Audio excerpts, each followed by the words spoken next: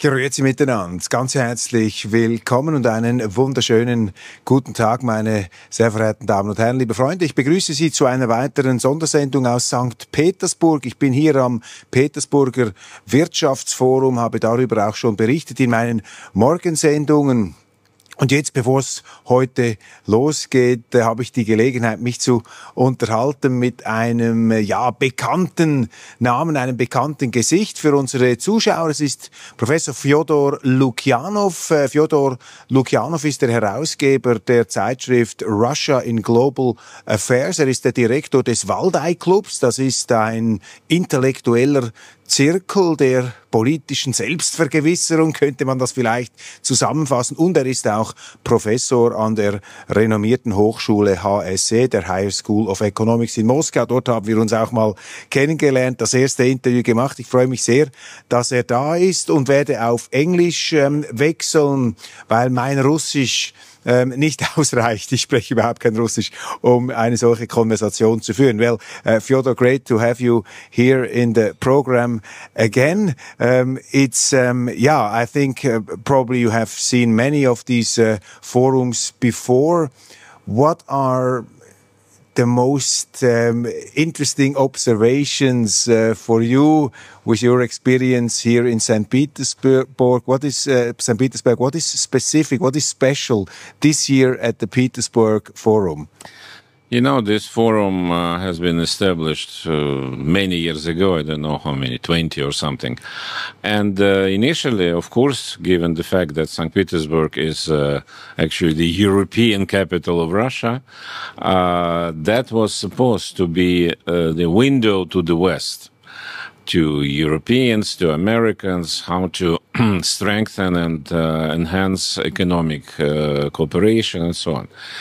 Of course, starting from 2014, but especially 2022, the setup of gas has changed. It's still many business people from the West, but much less than before. And of course, many of them try to keep a relatively low profile, not to be seen as active participants in Russian economy. But at the same time, of course, we have a lot of new guests. Last year, for example, it was dedicated to Africa, so we had a lot of people from all over the continent. This year, there are more about Middle East and Asia, East Asia. The main guest, the forum, is the president of Indonesia. And in general, I would say that 2 years ago, it was still a force majeure. After beginning of war in Ukraine, but now it's more or less it has been normalized, and we see something like an attempt to establish a new kind of business as usual, but of course differently than usual. Yeah. Business as usual. What is the mood actually now in Russia? You're living in Moscow, but of course you're traveling around also. What's the mood in Russia after 3 years of, as it seems, never-ending war? Is there a tiredness? Are the people not happy with the government? What is the general atmosphere in your country? You know, it's very interesting. It's difficult to describe in a linear form. Tiredness, yes, of course. 3.5 years of pretty big war with part of the society directly connected to this war. Another part, which is bigger, is not that much connected in terms of participation, but of course life is determined by news from the battlefield and so. So tiredness is there, and of course it was a pretty high expectation and hope when President Trump initiated some negotiations, some dialogue. But it went, so far it went rather difficult. We see some minor results on the humanitarian field, but not on the substance. So, of course, people, I would dare to say that most people would like to see the military phase to end, but you ask about the tiredness, yes. Unhappiness with the government, no. That's a little bit paradoxical, but I think the majority of people either believe, relatively big majority believe that that's the right thing to do. It's difficult, is bad actually, war is bad, but it's the right thing to do it, and Russia had no choice but to engage in this war. Another part, which is minority, which is probably less convinced that that was necessary, but they accept the situation. So, to sum up, people would love to see the war ending, but not on any terms. Mm-hmm. It's very interesting what you're saying, that when you mentioned that a lot of people think it was a necessity, it was Russia had to do something about Ukraine. When I was here for the first time after the invasion in 2023, when I talked to people in October 22, I felt more skepticism. I had the impression many people in Russia, from the business community, from the intellectual community, they were not so convinced that their government did the right thing, that Putin was really on the right path with his, as he said, military special operation. There was a lot of criticism I was feeling, but now it seems to me that the people are standing more solidly behind him. And could you explain a bit this? Because in our media, of course, the Ukraine war is described as an absolute atrocity. And how would you explain when the Russians think, well, it was necessary to do something? What do they think? How do they see this strategic political operation of their government? Now, first of all, you said that you were here in October 22. That was the absolutely worst period during this war for Russia. Serious military setbacks in Ukraine, and even some most alarming people started to fear that we can simply lose this war. Since that situation changed very much, and no one expects any losses, I mean, losses in territory, losses in prestige, and so on, rather new gains. But that's not the most important thing, answering to your question. You know, the war has its own logic. And the more parts fight, the more motivation comes up. And we see, and many people in Russia who were, as you rightly said, not very much enthusiastic about this cause, they see, first of all, that the enemy, the direct enemy, the Ukraine, is much stronger and much more ruthless than many people believed. It's a very strong opponent with pretty radical views on how to fight. And what we saw, and what we see in many aspects, especially not the battlefield per se, but the special operations by Ukrainian intelligence in Moscow, in many other cities, that's pretty impressive. And we see that the enemy is serious. And if you understand the seriousity of your enemy, and that your enemy is very much committed to crush you, then of course your reaction is that we need to stay united and fight back. That's one thing. Another thing is about the West. I guess that even our leadership, the highest leadership, underestimated the level of hidden fear and rejection against Russia and Russians, which did exist in the West, in Europe especially, because we lived through a couple of decades of extremely productive economic, mutually beneficial cooperation. Russians rushed to Europe, Europeans visited Russia, and it was a feeling that, so to say, old good stereotypes and chimeras, they disappeared. And here suddenly they came up immediately back even in a more solid, exaggerated form. And I think that was, we can, it's another long discussion why it happened, who was to blame, and so on.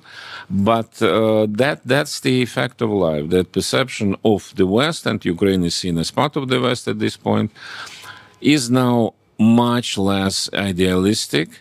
And many people, again, I stress it, those who were absolutely not convinced that it was necessary, but now they say, yeah, unfortunately, it's probably correct that we had no choice.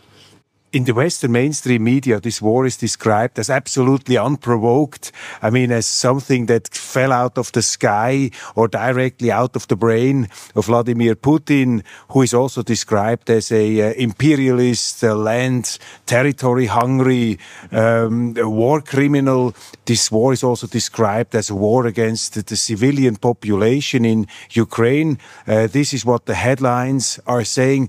What is your perception of this Western perception of the war? How do you see it? What do you feel in your, when you talk with colleagues, with friends about it? How do the people in your environment, how do they see it in contrast probably to those perceptions in the West, in our media? First of all, about war against civilian population. I understand emotions, I understand what propaganda is, so no questions. But those who would love to see some pieces of reality, they should look at figures which come from structures and organizations which are far from friendly to Russia. And even they, I mean Western organizations and human rights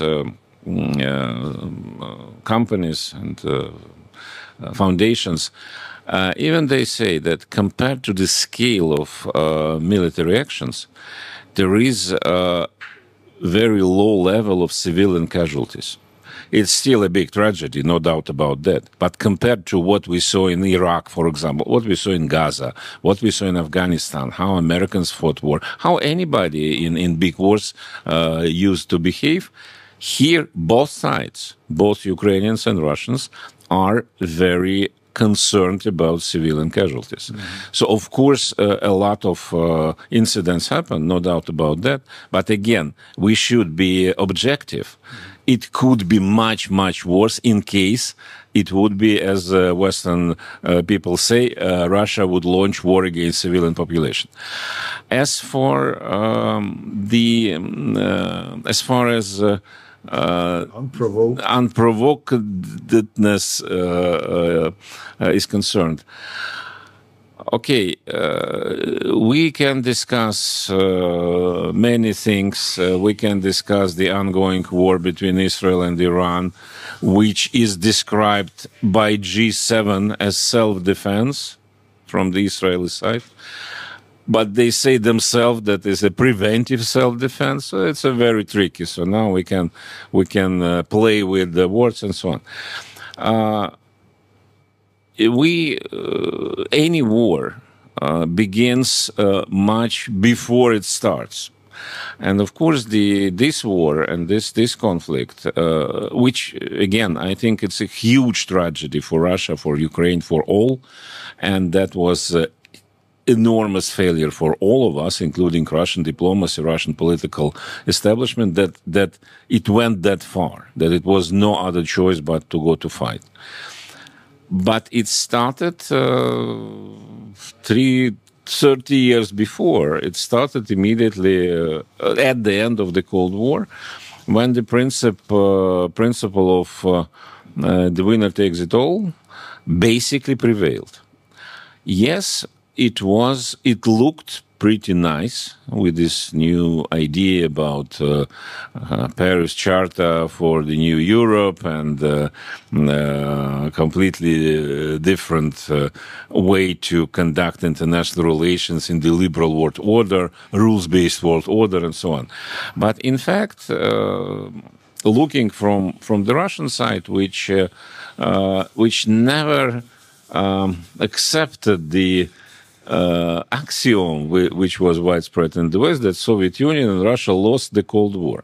In Russia, it was always a feeling under Yeltsin and then under Putin at the beginning that it was not, we didn't lose, we just, together with Americans, with Europeans, we just ended the Cold War. And Gorbachev's role was absolutely crucial for that. So he did it for Europe, actually. But in the West, of course, it was the narrative open or hidden, but it was, so to say, it went without saying that, of course, Soviet Union lost and Russia lost as a successor of Soviet Union. And if so, then, of course, the security order in Europe and in the world had to be shaped based on what winners believed was correct. That was initially without big enthusiasm accepted by Russia. Mm-hmm. But then step by step, the more this liberal order advanced, the less Russia was happy. And Putin, I don't know how many times, repeatedly said that, guys, stop it. We need to discuss something different. And initially, if we remember how it started with his presidency in early 2000s, he was never about to destroy the Western world order. He was just requesting to discuss which place inside this Western order Russia can take. And that place was not even, he never claimed that Russia should be, so to say, prevailing. Let's discuss the decent, solid place.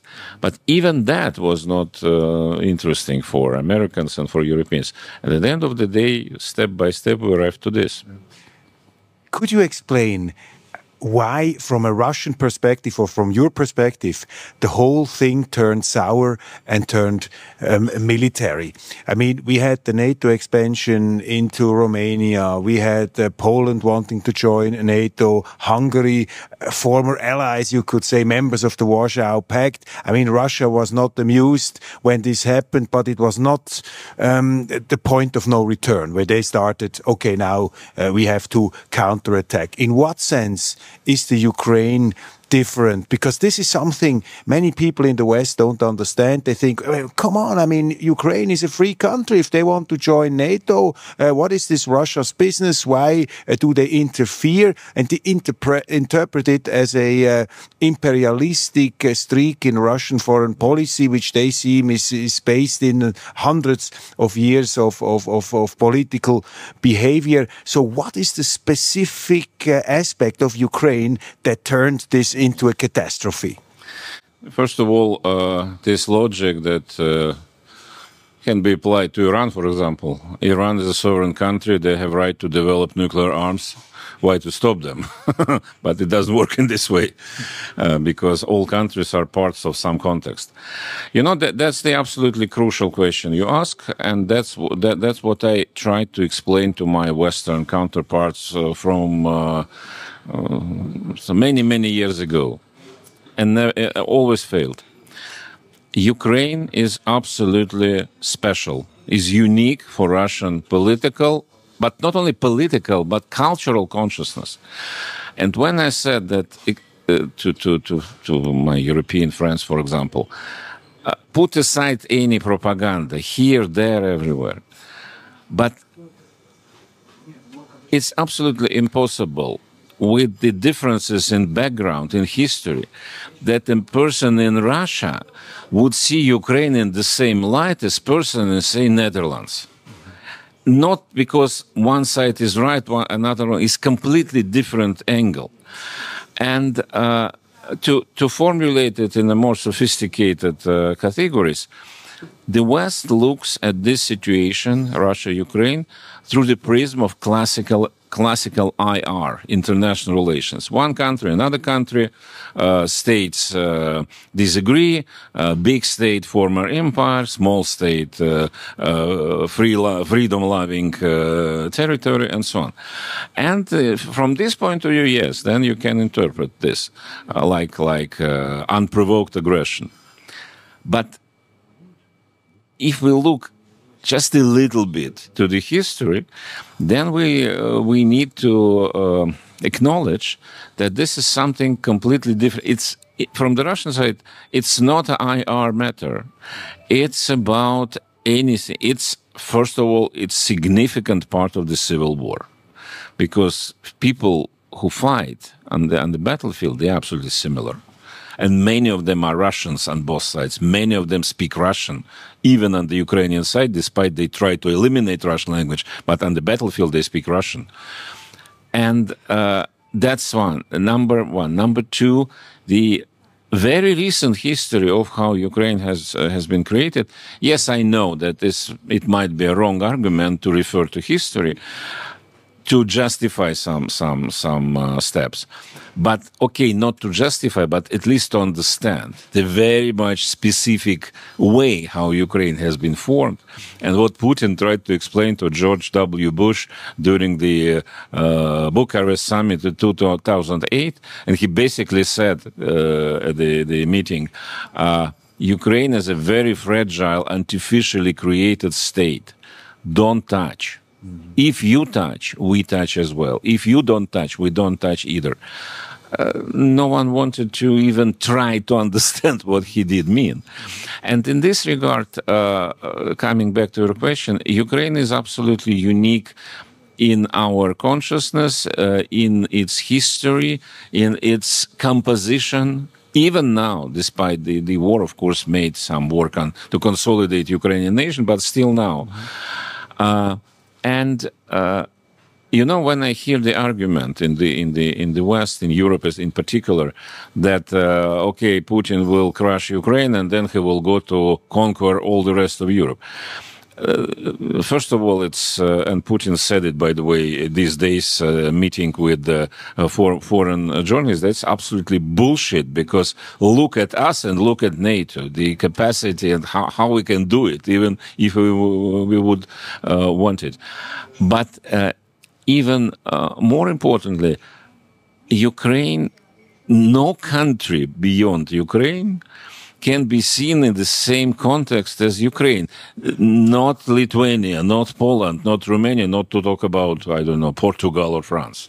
I mean, Ukraine is, as I understand, not as an expert of Russian history, the Belarus people, Belarus, Ukraine and Russia, they see themselves as Kiev, as the cradle, as the origin of their culture.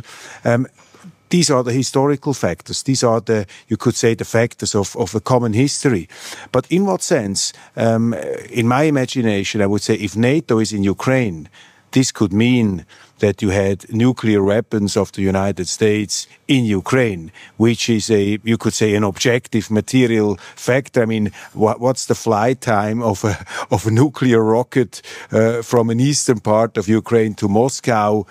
How much is this feeling of a direct threat of NATO being so close to its own borders? How important is that? Is that more important or less important than those historical factors that you just described? You know, I think it's more important, and the initial impetus was exactly this. The historical, geographical, territorial part came later. Putin, yes, he is very much keen to discuss history, and many Western counterparts could experience that. But initial impulse in 21 was, of course, about strategic affairs, about military component. And you know, you say American nuclear arms. American nuclear arms is something, if anybody would invent this idea, that is a matter of nuclear war. But I don't think it will happen. But what happened during this war demonstrated it's not even about nuclear arms. Look at the current war. Drones from Ukraine reach half of Russian territory. Let's imagine that Ukraine is part of NATO, and those drones are not Ukrainian, but NATO, American. That means that any military person would tell you, sympathetic to Russia or hostile to Russia, that Ukraine as a territory is of strategic importance. If Ukraine is controlled by an enemy, let's imagine that NATO is enemy, Russia is basically indefendable or very, very hardly defendable. So from this point of view, nothing changed compared to what we had in the 17th century. And this is, if I understand it correctly, an argument that more and more Russians seem to understand. This is what I heard here in St. Petersburg when I discussed with other journalists, with other observers. They said to me, well, in those 3 years, we have realized in Russia that the degree in which Ukraine was already part of this NATO military alliance, which is now openly hostile to Russia, we didn't expect that it was so much advanced. So in retrospect, even some of the skeptics say Putin was faster than we in realizing this threat. What do you say to this perception? Yes, I think it's absolutely correct. It comes step by step. Some people say Putin was faster than us to realize that. Some others say he was not fast enough, because, and that's an argument, because the one of things which probably will be clarified after the war, when it will be more relaxed situation, how it came that Russian leaders, including Putin, said many times after 2014 that the West was infiltrating, the West was preparing Ukraine for war, which was the case now, as we know now from the Western statements and narratives. But when the war started, it came as a surprise how well prepared Ukraine was. So that's a very strange situation. But yes, indeed, of course, now the reality of confrontation is being perceived much clearer now than it used to be before. This is something I find extremely interesting, and it is something, ladies and gentlemen, meine Damen und Herren, was wir natürlich in der Schweiz und bei uns nicht hören. Darum ist das natürlich aus meiner Sicht sehr interessant, was Fyodor Lukjanow hier zu sagen hat. Now, you mentioned before, I mean, there is a certain degree of disappointment. When Donald Trump came, he said, the American president, we will solve the Ukraine war within one day, within 24 hours. It's the first thing I do. Now we see Russia is winning the war militarily. It's not so easy to stop someone who is winning a war. What is the problem now? Why doesn't we have a breakthrough with an American president who seems to be willing to make peace, who wants to be recorded in history as the great peacemaker? Where is, according to you, the big problem right now, where there seems to be no advance in these peace talks between Russia and Putin? In the West, many see this as the final proof that you should never negotiate with Putin, you should never sit with him. He's absolutely a death to diplomacy. Trump was wrong. Trump is a fool. Trump is an idiot. What do you say? No, Trump is not an idiot at all, but Trump has, of course, pretty special view on how international relations work. His background is different, and based on his background from the business, and especially from the real estate business, of course, deals can be made in almost any situation. It might be difficult, it might require very hard moves at the beginning, but at the end of the day, it will be deal more or less acceptable to both sides. It does work in this relatively logical way in the international life. And I think Trump probably still now doesn't grasp the complexity of the problem. some of his entourage, like Mr. Witkoff, for example, I think he started to understand after a couple of conversations with Putin that 24 hours or even 24 weeks or months is probably not enough. That's one thing. Another thing is that, and I'm afraid I might sound a bit discouraging for our audience, but that's fact of life. So wars fought by Americans, by other countries after the Cold War, let's take Afghanistan or Iraq or like this, campaigns or smaller campaigns. Remember, what was seen as the end game in those wars? Exit strategy. It was not a notion of victory. Because when the United States came to Iraq, it was very difficult to formulate what the victory could be, because they wanted to change regime, to encourage democracy. It's very vague. And then exit strategy: how we will go, how we will exit, how we will quit withdraw from this problem. Fine, they never managed to do it easily, but anyway. And that became like an axiom that any war should end with the negotiated exit strategy. I'm afraid Putin's view and many Russians' view is profoundly different. It's about victory. It does not mean to crush Ukraine completely, but to achieve goals which were set. It's not about to end war at some point because it's time to end.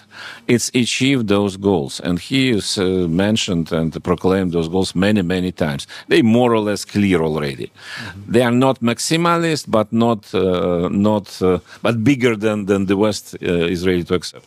Can you just spell out, because it's not so familiar for our audience, I mean, there are so many talking points around, what would you say is the absolute essence in the Russian government's view, what goals have to be achieved and what should the Americans accept? What is the core of this, if you would just summarize it very quickly? The core is neutral, non-aligned Ukraine with limited military capacity. Security guarantees based on some agreement between big states, but not on Ukrainian military potential. Transformation of political regime in Ukraine towards much more inclusive, actually, way, not just Ukrainian nationalism, but a broader thing. And unfortunately, after 3.5 years, now we have the territorial issue, which was not in place initially.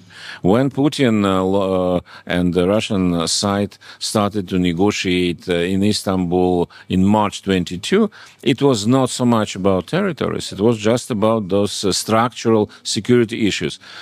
When it failed, because Ukrainians decided not to continue being advised from some friends in the West, Putin said from the beginning, okay, if you don't want, it's your decision, but next time conditions will be worse. And he was right. But 3 years after, we are back to that kind of negotiations. But now, significant part of Ukraine is under Russian control, and I doubt very much that Russia would concede it back. Do you have any consolidated numbers as far as losses are concerned on the Ukrainian side and on the Russian side? Are there numbers we can believe in? What are the numbers that you would see, that you would deem acceptable? You know, I will not speculate. I don't know. On the Russian side is on both sides. It's a secret information, as any war fighting parts never proclaim how many lives they lost. I think that's significant amount of people, big amount of people on both sides. Probably less than people in the West speculate, but it's a big war. It's a big war, no doubt about that. There was a quotation by the former president of the International Red Cross in die Weltwoche, which we made a news story about, but which was not taken over by other news outlets. It's interesting. And this was Peter Maurer, and he said, for him it is amazing, as president of the International Red Cross, how both armies, both sides, try to limit the number of civilian casualties, but on the contrary, the military casualties are very high because it's a war between armies and not a war of atrocity against civilians. I mean, this is coming from the International Red Cross. It's not published in the West, but I say it would correspond to what is your perception. Let me ask you a final question to this thing. Then we just quickly talk about Iran, because it's of course important also as far as Russia is concerned. Prediction: when do we see peace in Ukraine? Do you have any idea? Where is the light at the end of the tunnel? I don't see the light yet. More than that, I would say I don't see the tunnel yet. To see the light, you need to enter the tunnel. We didn't yet.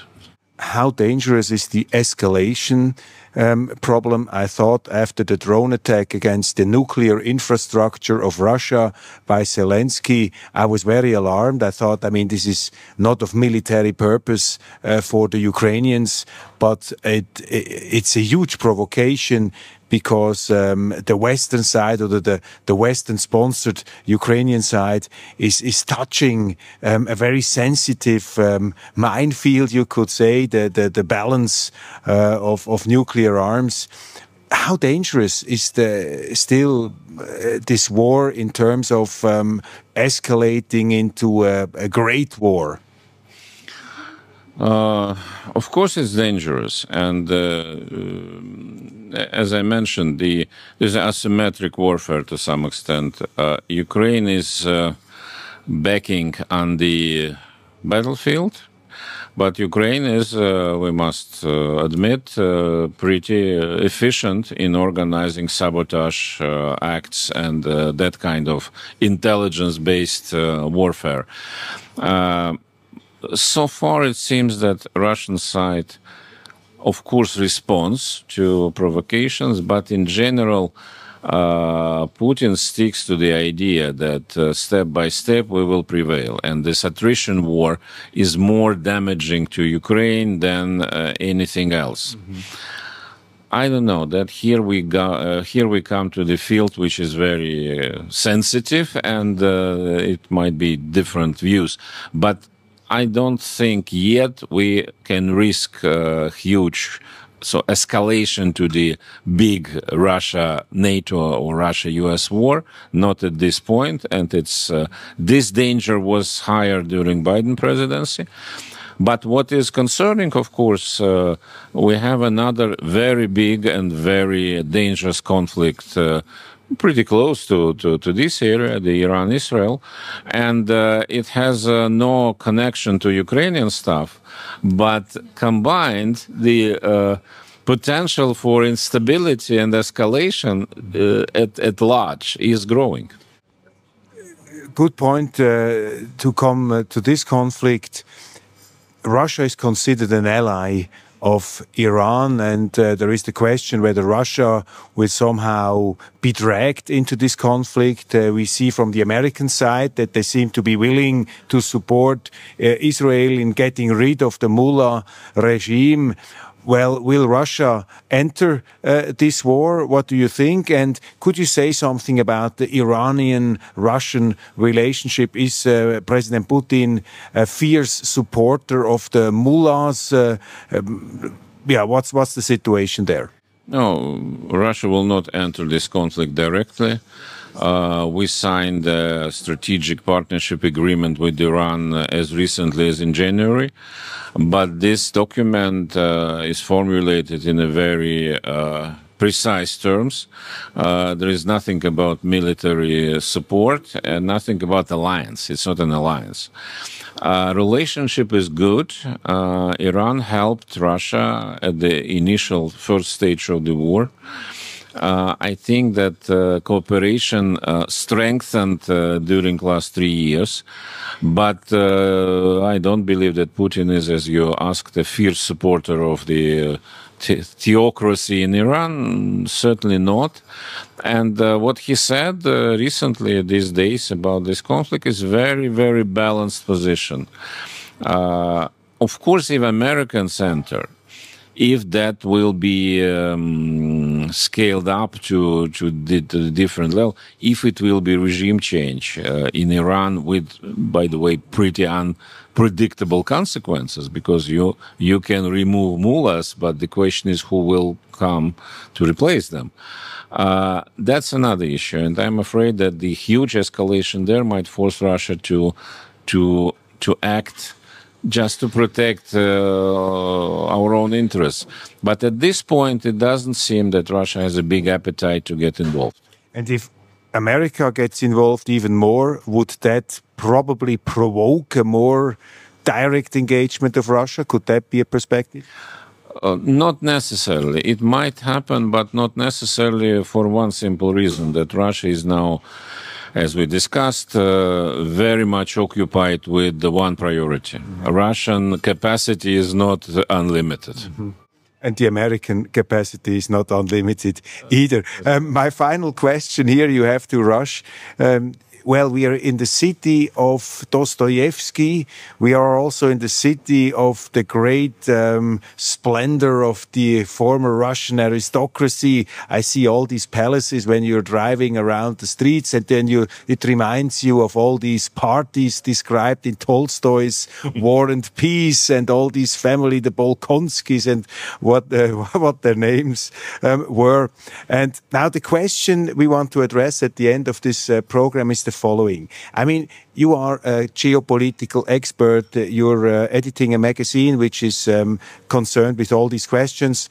Now, the question is, at what stage in history are we at the moment?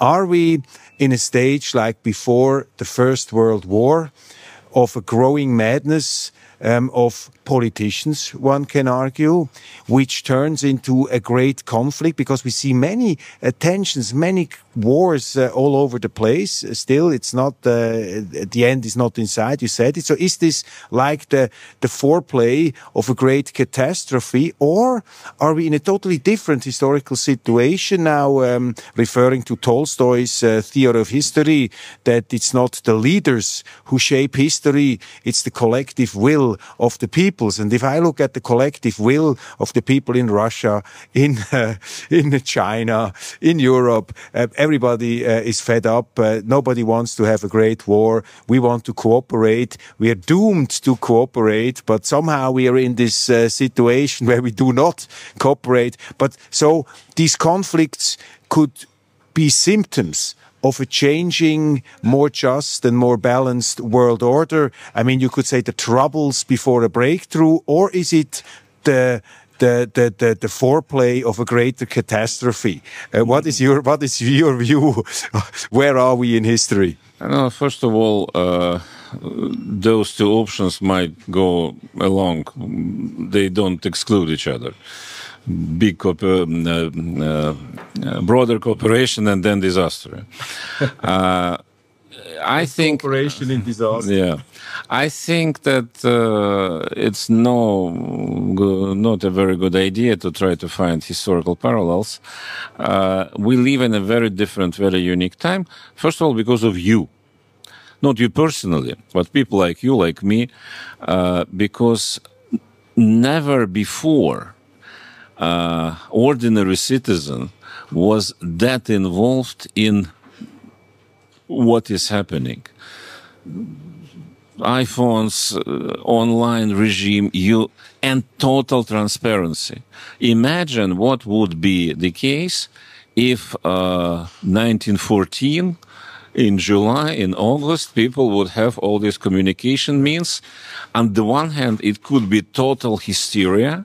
On the other hand, probably it would contribute to stop this madness which leaders did. So that's why I think it's absolutely different situation.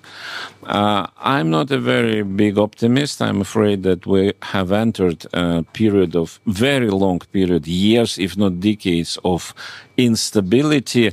Which means instability is absence of a regulated international system, the so-called order. Order is over. It's not available for quite a long while, just because you cannot balance the actors operating on the international arena. But what is positive, from my point of view, I hope, it might encourage not only cooperation not in broader terms, global solutions, so no, that's gone, but cooperation to avoid the most disastrous outcomes and scenarios, so to say, to secure own safety. And each government, the huge one, the small one, from United States to Qatar, from Russia to Switzerland, all are in the same position. And that, I hope, will provoke the common sense feeling. Fyodor, thank you very much for these insights, for these comments, and thank you very much for your attention. I think it's very rare in our hysterical media landscape that we have such balanced and reasonable words here, and especially a voice from Russia, which gives another perspective on all these terrible things we have to talk about. So thank you again, Fyodor, und Ihnen, meine Damen und Herren, danke ich ganz herzlich für die Aufmerksamkeit. Wir werden auch in der Zeitung, im Heft Weltwoche, dieses Interview dann noch dokumentieren und abdrucken, sodass Sie da vollumfänglich mit Informationen versorgt werden. Ich verabschiede mich fürs Erste aus St. Petersburg, wünsche Ihnen einen schönen Tag und melde mich garantiert zurück. Bis bald.